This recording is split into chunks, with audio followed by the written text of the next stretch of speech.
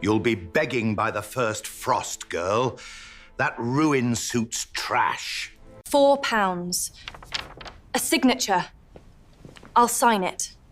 A widow of 23 handed a damp ruin and laughter. Take your firewood and your freckles. You're nobody now. The house is mine now. Every rotten board of it. Tear it down, then. There's nothing behind those walls. But behind the rotten paneling waited something they'd hidden. A sealed room, 16 years of Crail lies about to break. What would you do if the family that was meant to shelter you handed you a ruin instead, and called it a gift while they watched to see how long you would last? Hold that question a moment, because this is a story about a woman who was given exactly that, and about the thing that had been waiting 16 years for someone like her to find it. Settle in, and let us travel back together to the damp lanes of 1860s Shropshire, to a village called Netherhollow, and to a cold room where a young woman signed her name and said not a single word. Before we begin, tell me in the comments where in the world you are listening from tonight. I always like to know who is out there in the dark with me. It was the winter of 1867, and Alice Crail was sitting very still in a solicitor's office in Netherhollow, watching a pen being dipped in ink for her to sign. The room smelled of tallow and old paper, and the sour damp that never left the walls that time of year. Mr. Pell, the family solicitor, slid the deed across the desk toward her with the flat of his hand, careful not to smudge the seal. She did not reach for it at once. Her eye went, out of long habit, to the desk itself, to the way the drawer fronts had been cut and fitted, a cheap mahogany veneer over deal, the grain running the wrong way at the corner where a real joiner would have turned it. She noticed such things the way other people noticed the weather. Her father had taught her to. Bartholomew Crail stood by the window with his thumbs hooked in his gold brocade waistcoat, and he was enjoying himself. He was a broad, heavy man of 41, going gray at the side whiskers, and he had the look of someone who had never in his life been told no by anyone who mattered. He tugged the watch chain looped across his belly and turned to the two other gentlemen he had brought along to witness his generosity. £4, he said, loud enough to carry. £4 for Larchmore, and the girl's own signature to say she took it willing. I call that Christian charity, gentlemen. My poor brother married beneath him, God rest him, and here I am providing for the widow. He smiled at Alice, and it was not a kind smile. You'll be back at my kitchen door begging bread by the first frost, my dear. Do try to hold out till Candlemas. I've a wager on it. The gentleman laughed. Mr. Pell looked at the blotter. Alice took up the pen, and she signed. Her hand did not shake. She wrote Alice Crail in a small, even, careful hand, the letters of a woman who had ruled ledgers and lettered drawer labels since she was a girl, and she set the pen down and folded her hands in her lap and said nothing at all. That silence did something to Bartholomew that no argument could have done. He waited for tears, or thanks, or fury, and got none of it, and the smile stiffened on his face like fat going cold on a plate. She was 23 years old. Her husband, Edmund, the gentle younger Crail, who had loved her and married her against his family's wishes, had died the spring before of a fever that took him in 9 days. She had no mother, no father living, no brother, no coin beyond a few shillings knotted in a handkerchief. What she had was a small, worn brass folding rule in her apron pocket, her father's joiner's rule, and the thing he had put into her hands along with it, the ability to look at a made thing and know whether it was honest. They had raised her in Ludlow, above the workshop, in the smell of glue pot and shavings and beeswax. Her father made and mended furniture for half the county, and from the time she could walk, she had sorted his offcuts by species, holly here, boxwood there, oak and walnut and pear. She could judge a plank of timber by its ring and its weight, and the way light moved across the grain. She could tell green wood from seasoned, worm-eaten from sound, a modern machine cut from work done by a patient hand. None of it was worth anything to a widow with no shop and no tools. or so every person in that office believed. Mr. Pell folded the deed and gave it to her, and murmured, so the others would not hear, "The lane runs west from the church, Mrs. Crail. A mile and a little more. God keep you." He was not an unkind man. He was only a careful one, and careful men do not cross men like Bartholomew Crail.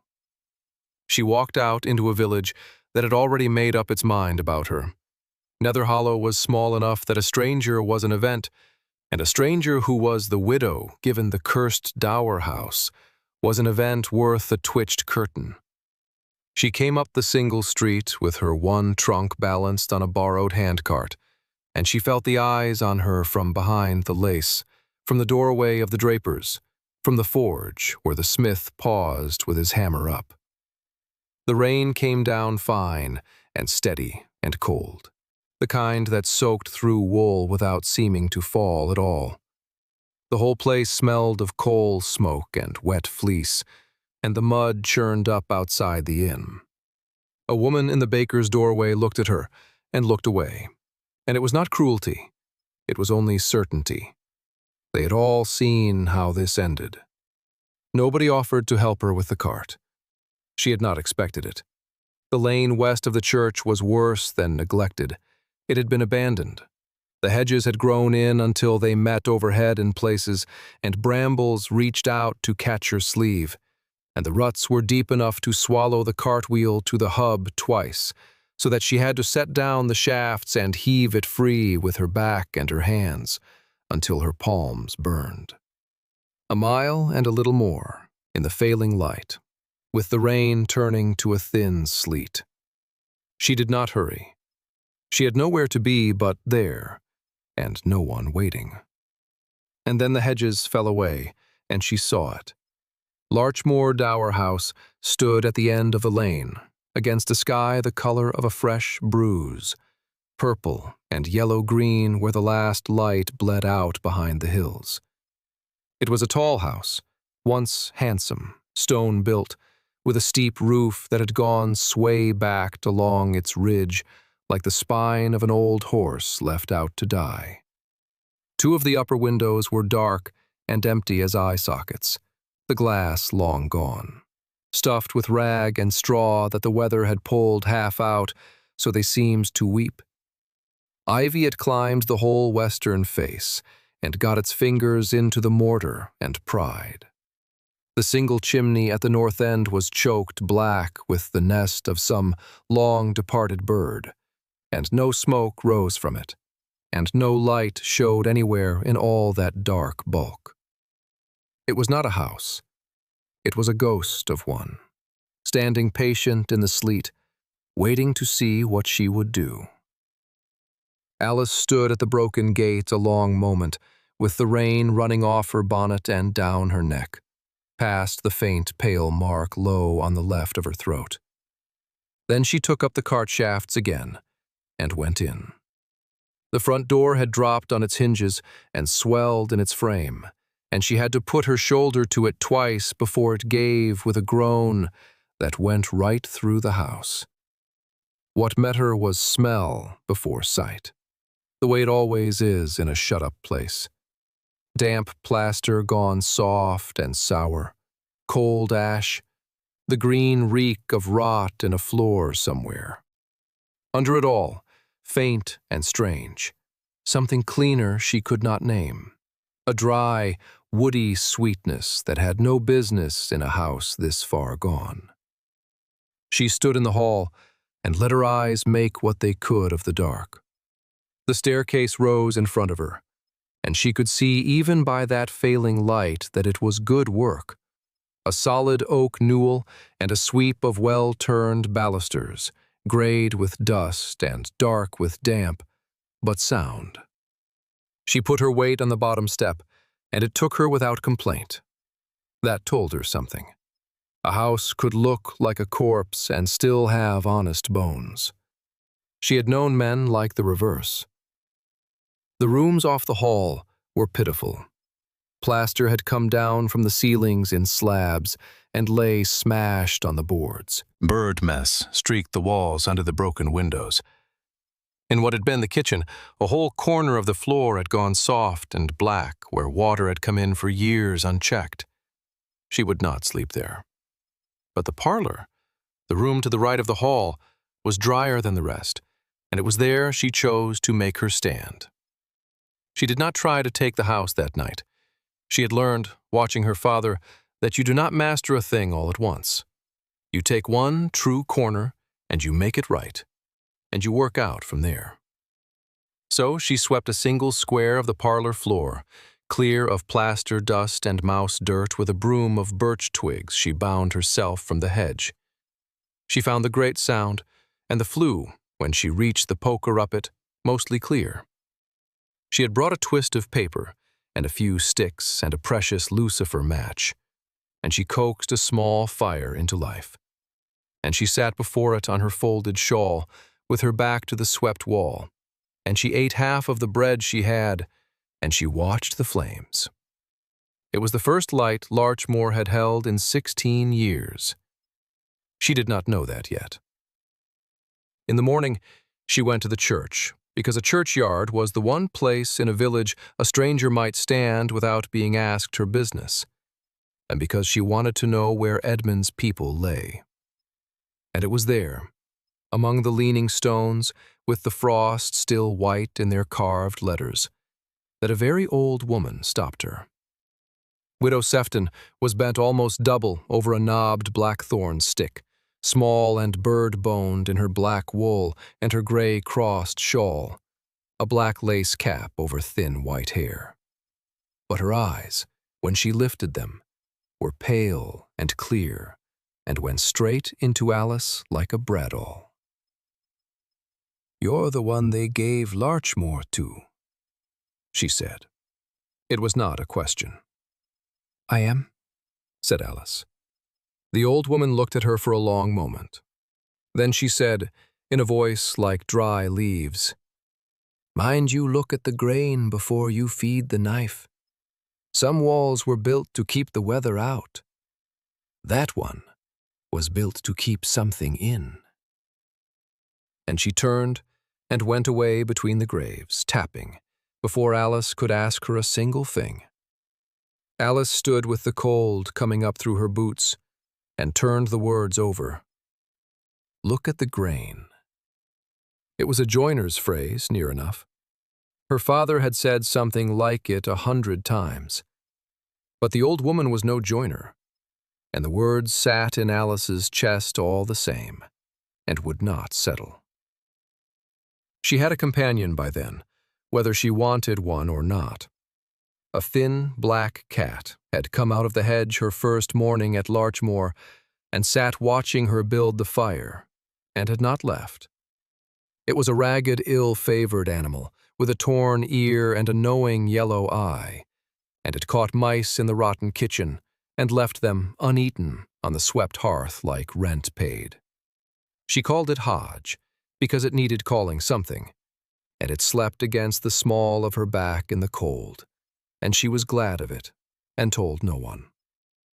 Help came too, in the shape of a man who never once said a kind word, and did nothing but kind things. Amos Tiller was the village carter, a stocky, weathered fellow of 52, with a battered cap and a red neckerchief, and a coil of tarred rope always over one shoulder. On her third day, he came up the ruined lane with his cart, saying he had timber going spare from a job and no use for it, which was a plain lie, and unloaded a good stack of dry ash and elm against her wall. His wife had sent a loaf, he said, which may or may not have been true, and set it on the step wrapped in a cloth. When Alice began to thank him, he waved it off as though she had said something faintly indecent, and asked instead whether her flue drew clean.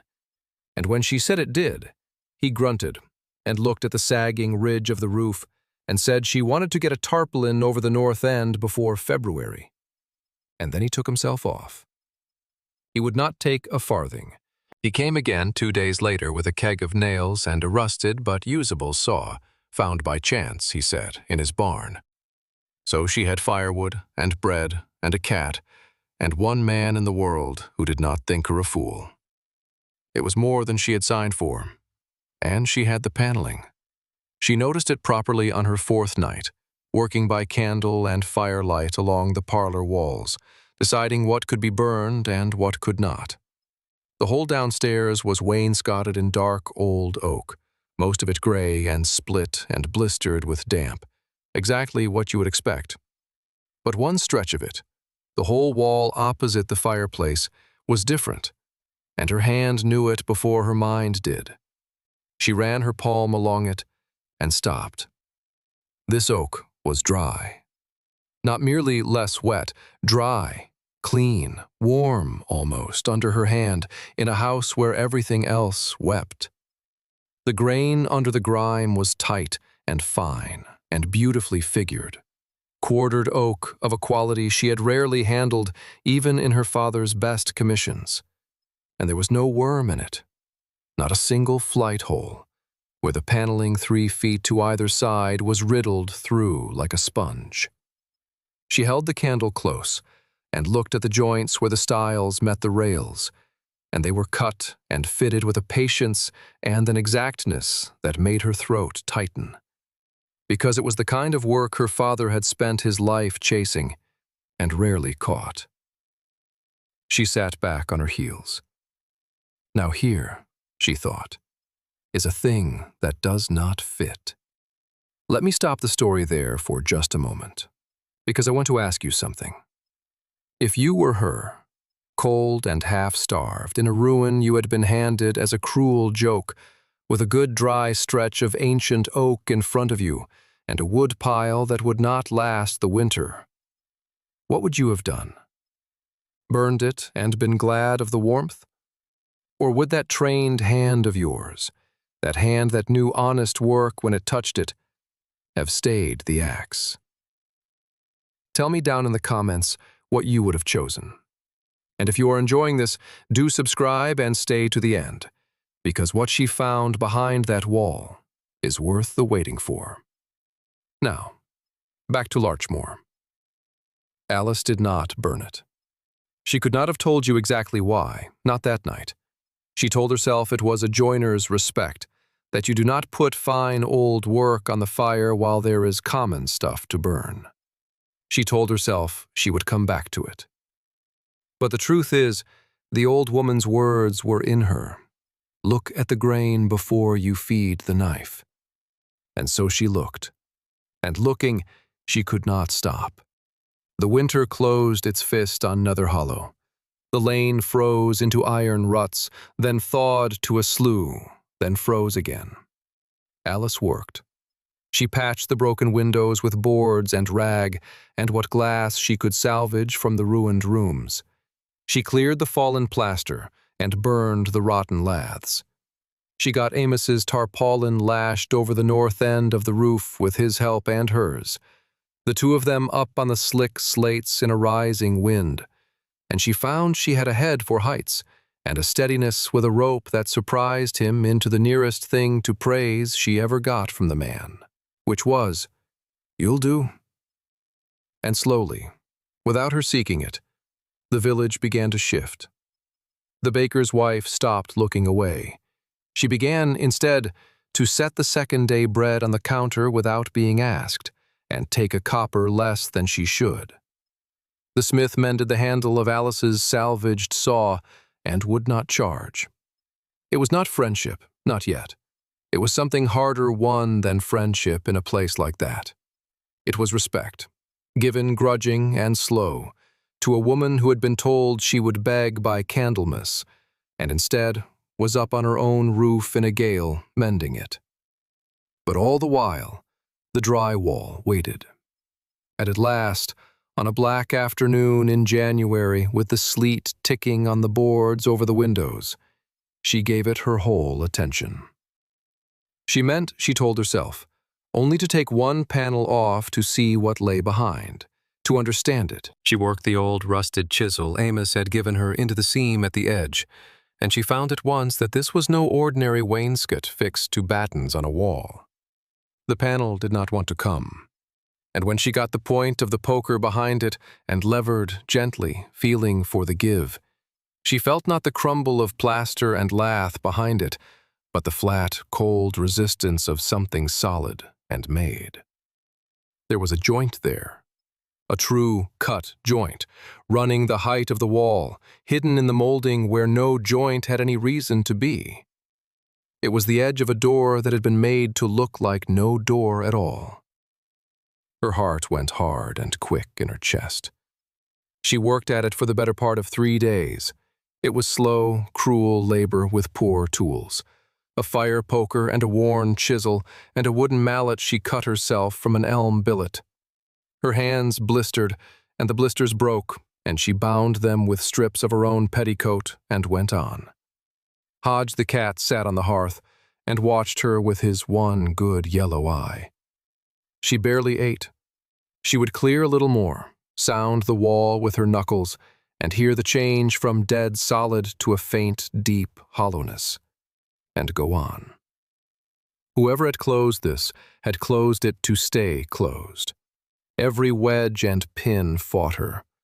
On the 3rd evening, with the light near gone and only the fire and one candle, the concealed panel finally shifted under her mallet with a deep, grating crack, and she got her fingers into the gap and pulled, and it swung, and the air came out. She had braced herself for the foul breath of a shut grave, the stink of rot and mold and dead things, because that is what a sealed room in a ruin should smell of. It was not that.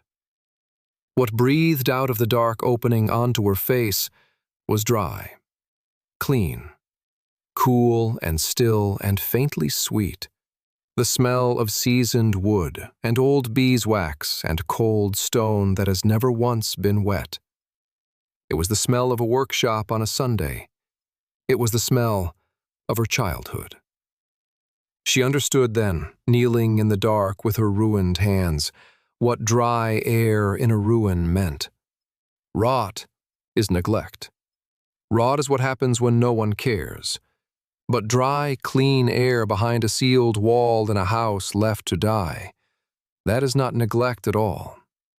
That is protection. Someone had built this place to keep the weather out and something precious in, exactly as the old woman had said, and had sealed it with such skill that 16 winters had not found a way through. Alice lifted her candle and held it into the opening, and the small flame steadied and caught and gave back to her 100 tiny points of light.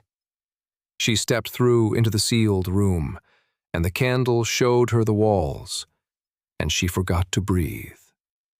The room was not large, perhaps 12 feet by 10, windowless, lined floor to ceiling on every side, and every inch of those walls was covered in pictures made of wood, not painted, made, inlaid, marquetry of a fineness and a scale she had not known existed outside of stories of the great houses. Whole panels of it, each one a picture built up from 1,000 pieces of veneer, cut and fitted so close you could not have slid a hair between them, and shaded and colored not with paint, but with the natural hues of the woods themselves. Pale holly and honey boxwood for the light, dark walnut and bog oak for the shadow, the warm red of pear and the streaked gold of yew. There were flowers, whole climbing stems of them, roses and foxgloves and honeysuckle, rendered petal by wooden petal so real she half reached to touch a bloom. There were maps, a great inlaid map of the county, with every hill and river laid in different grain. There were trees, whose every leaf was a separate cut of wood. 16 years of dust lay soft over all of it, and under the dust it glowed in the candlelight like something alive and only sleeping. In the center of the room stood a workbench, and on the bench, laid out as though the maker had only stepped away for a moment, were the tools.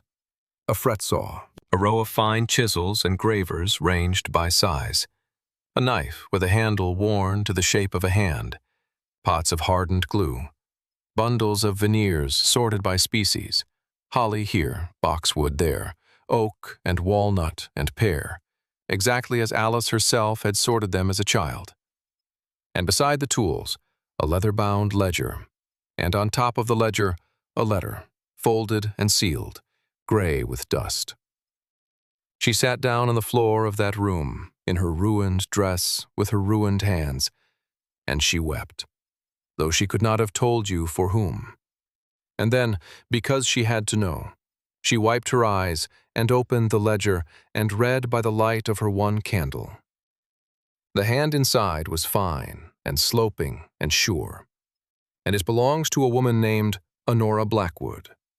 She had been, the ledger told, a Crail by birth, an aunt of Edmund and Bartholomew's father, a woman with a gift for inlay that had shown itself when she was a girl and had grown into something that frightened her family. For a lady to draw and paint was one thing, for a lady to work in wood, with saw and knife and glue, to labor at a bench with her sleeves rolled and her hands stained, to make things men would pay for, that was a scandal. They called it a ruin. They called her a ruin. In 1851, the ledger recorded in that steady hand, after years of quarrel, the family had given her an ultimatum. Give up the bench or give up the family.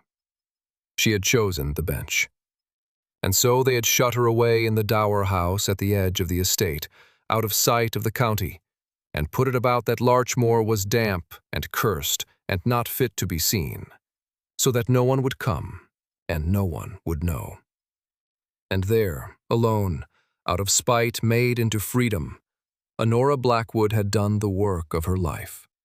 One passage Alice read 3 times until she knew it. "They think they have buried me here," Honora had written. And so they have. But a seed is a thing that is buried, and I mean to grow. Every day they leave me alone is a gift they do not know they are giving. I will fill these walls. And one day these same relations, or their grandchildren, will find they have been keeping a treasure and calling it a shame. The letter, when Alice broke the seal, was addressed in the same hand. To whoever tends this room when I cannot. You did not come here by accident, it read. No one comes to Larchmore by accident. They send here the ones they have no more use for. If you are reading this, then you are such a one, and you are welcome, for you are the only sort I would trust with it. What they called my ruin, I called my life. I ask nothing of you but this: keep the grain, and the grain will keep you. Do not sell it away in pieces to men who will only own it. Tend it. It is not a room. It is a life, and a life wants a keeper, not an owner. Alice sat with the letter in her lap for a long time while the candle burned down, and the cat came and pressed against her side, and the dead woman's flowers glowed on the walls all around her in the dark. For a while after that, things seemed almost settled. The worst of the winter eased. She spent her days in the warm, dry heart of Larchmore, learning the room by touch and eye, cleaning the dust from the panels with a soft cloth as tenderly as she would have washed a child, reading and rereading the ledger, teaching herself from Honora's own notes how the pieces had been cut and shaded and laid. Amos brought his loads and grunted his approval at the boards she had mended. The baker's wife smiled. She had bread and firewood and purpose and the deep, quiet company of the dead. It was as near to peace as she had known since Edmund died. That did not last. The storm came in the last week of February, out of the west, and it was not an ordinary storm. It came up in the afternoon with a sky gone the color of a drowned man, and a wind that bent the hedges flat and stripped the tarpaulin off the north roof in one shrieking pull, and flung it away into the dark like a handkerchief. Then the rain came sideways. Alice fought it as long as a person could, up the ladder in the black and the wet, trying to lash the loose slates, until the wind near took her off the roof, and she came down with her hands torn and her heart going like a trapped bird. And she stood in the hall and heard the water finding its way in, drumming into the ruined rooms, undoing in an hour the work of weeks. She got her shoulder to the sealed room's new door and jammed it tight, and heaped what she could against it to keep that one dry heart safe. And for the rest, she could only stand and watch it come. And in the very worst of it, over the roar of the wind, came a knocking at the front door. She dragged it open and found two people on her step, soaked to the bone and gray with cold. A man holding up a woman who could barely stand. Their cart had gone off the flooded lane, the horse lamed half a mile back, and they had seen her one light and come to it. They were nobody, travelers, a tinker and his wife bound for Shrewsbury Market, the sort of people a village turns from its doors. Alice did not hesitate for the length of a breath. She brought them in. She built the parlor fire up with the last of Amos's dry ash, all of it, though she did not know where the next would come from. She gave the shivering woman her own dry shawl, and her own place by the fire, and wrapped her in her own blanket. She took the last of her bread, the loaf that was meant to last her 3 more days, and she toasted it at the fire and gave it to them, and kept not a crust for herself. She heated water and bathed the woman's frozen feet, and all night, while the storm tore at Larchmoor and the water rose in the ruined rooms, the 3 of them and the cat kept close by that one fire. And she gave away everything she had of warmth and food, and did not once count the cost, because the dead woman's letter was in her, and she understood now what it had asked of her. Keep the grain. A keeper does not measure what a thing costs her before she gives it. By gray morning the storm had blown itself out. The tinker's wife was warm and could stand. Amos came up the flooded lane at first light to see was she alive, and helped the man right his cart and lead the lamed horse. And the 2 strangers went on their way to Shrewsbury, with more thanks than Alice knew what to do with. She stood in her doorway, in the thin, new light, with the cat at her feet, and watched them go. And behind her the ruined rooms dripped, and the sealed room stood dry and whole and safe, every wooden flower untouched. She had lost a week's work, and a wall of plaster, and her last loaf. She counted herself that morning a wealthy woman. Word of it went through Nether Hollow the way water finds the low ground. The tinker had talked at the Shrewsbury Market, of the widow at the cursed house who took strangers from the storm and gave them her own bread. And the talk came back down the road. And with it, because such things travel together, came the other talk. The talk that Amos had started, careful and quiet, in the tap room of the Crail Arms. That there was something in Larchmoor. That the widow had found a room the old family had bricked up. That it was covered, floor to ceiling, in work fit for a palace. So it was that on a bright, cold morning in March, a stranger came up the mended lane in a hired trap, a spare, precise gentleman named Mr. Ferrers, who had come all the way from London because a letter Amos had helped Alice write had reached the right desk. He was a dealer and a scholar of fine cabinet work and marquetry, and he had seen, he said dryly, a great deal of rubbish called treasure in his time, and had not expected much. Alice took him into the sealed room without a word, and set down her candle, and stood back and let the room speak. He was silent for a very long time. He put on a pair of spectacles and went close to the panels, and closer, and touched them with one careful finger, and turned pale. He took down the ledger and read, standing for an hour, and forgot she was there. When at last he turned round, his voice was not dry at all.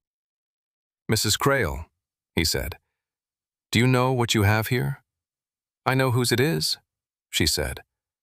Honora Blackwood, he said, almost to himself. There were 3 pieces of hers known to exist, 3. Scholars have written of a lost body of work, and half of them thought it a legend.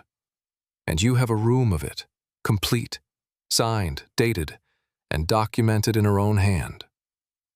He took off his spectacles and looked at her as though seeing her properly for the first time. This is not valuable, madam. Valuable is too small a word. This belongs in the memory of the country. Men will come from Europe to study this room. And it was on that same bright morning, as if the county could sense a shift in the wind, that Bartholomew Crail came up the lane he had abandoned 16 years before. He came on his good hunting horse, in his bottle green coat, meaning, no doubt, to see for himself what fool's tale had his tenants whispering. He tied his horse at the mended gate, and came heavy up the path. And Alice met him at the door, and stood aside, and let him in, and said nothing. She led him through the hall he had lied about all his life, and through the parlor where his own aunt had been shut away, and to the open door of the sealed room. And she stepped back, and let him look. He stood in the doorway of the room his family had bricked up, the room they had lied about for 16 years, and he saw the walls his aunt had made, glowing in the light, and the ledger open on the bench, and the London gentleman standing there in witness. And Alice watched the blood go out of his ruddy face. He had known this room was here. He had helped seal the story of it. He had handed her Larchmore for £4, precisely because his family had spent a lifetime teaching the county it was worthless, and he had been so sure of the lie that he had never once thought to look behind the wall himself. He opened his mouth, and there was nothing in it. There was no cruel line for this, no performance, no audience that would laugh.